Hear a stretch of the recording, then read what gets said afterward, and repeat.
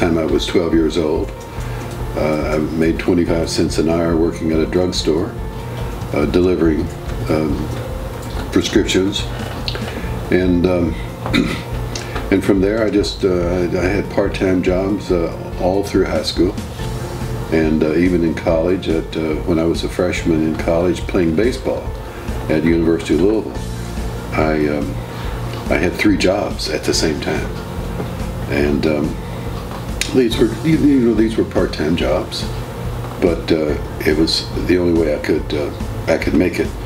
I really don't think my mother and father ever gave me $1 after I was 12 years old, and so I just had a sense of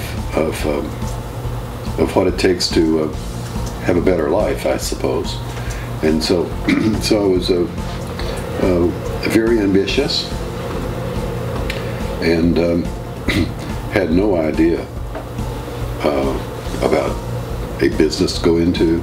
While I was in college, I was selling insurance, and I was calling on people that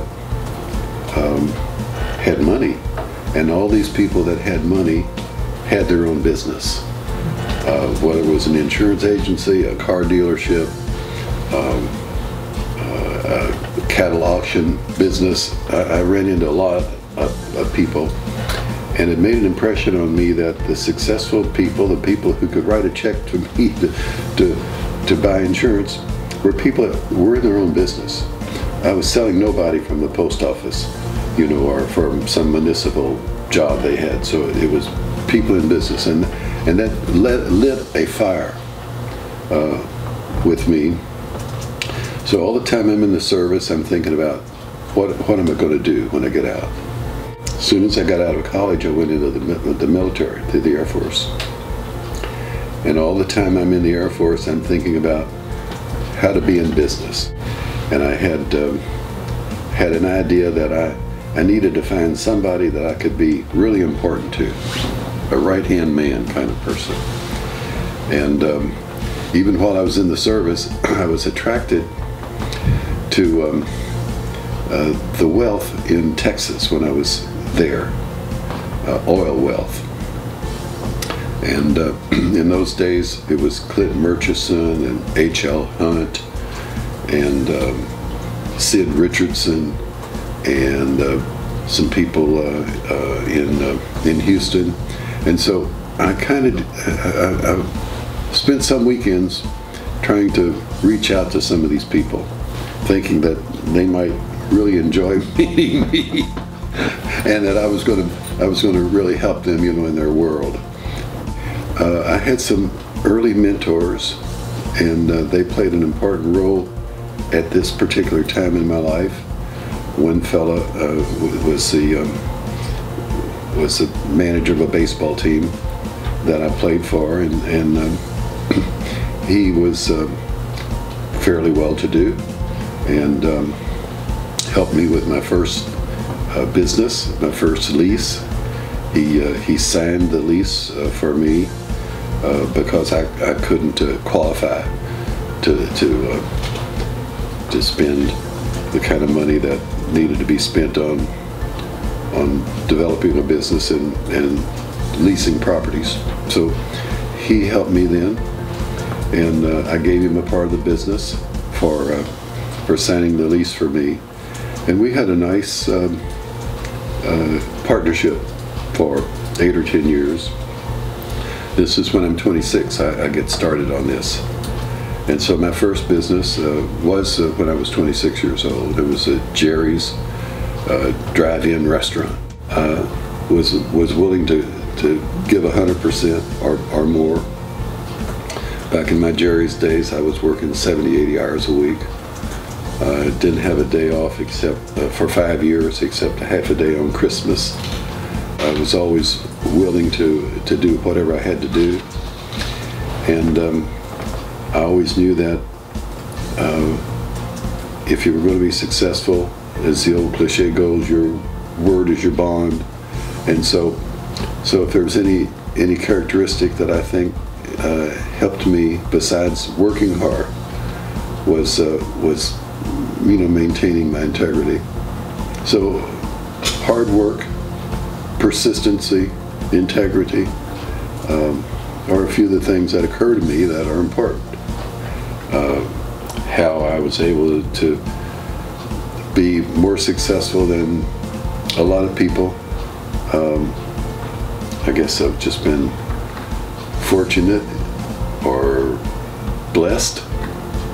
I really don't know how risk averse I am, because I've always had a degree of insecurity about what I was doing. I've never been crazy about committing time or resources to an idea that just swam across, my mind. But we do analyze the business, and we try to be anticipatory. We're very opportunistic. We sort of react to the opportunity that is at hand. We don't particularly create the conditions that allow us to assess risk, but when we see it, we usually recognize it, and we can really act on it. So I wouldn't say that I'm a gambler, but I am very quick to invest into a business that I think has potential. I think that any young person who considers that he is an entrepreneur or has entrepreneurial qualifications, he needs to find a business that he can make a difference in, a business that he can grow and build into something.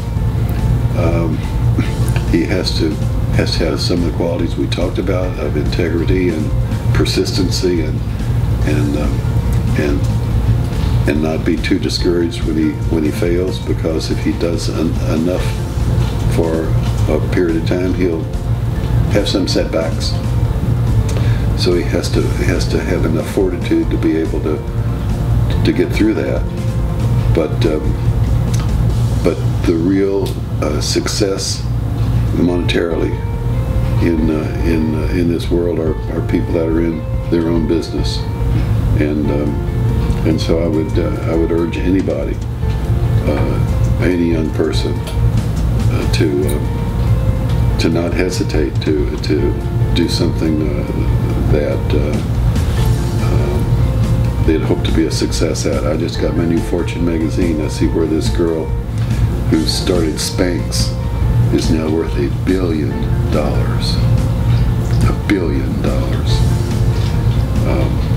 So there are opportunities out there for everybody if you can just be alert to what's going on in the world around you. Maybe this would be inspiring to some of the young people, but I was not particularly a genius about anything. An average guy, average IQ, average intelligence. Everything about me is average, except I worked hard and never gave up.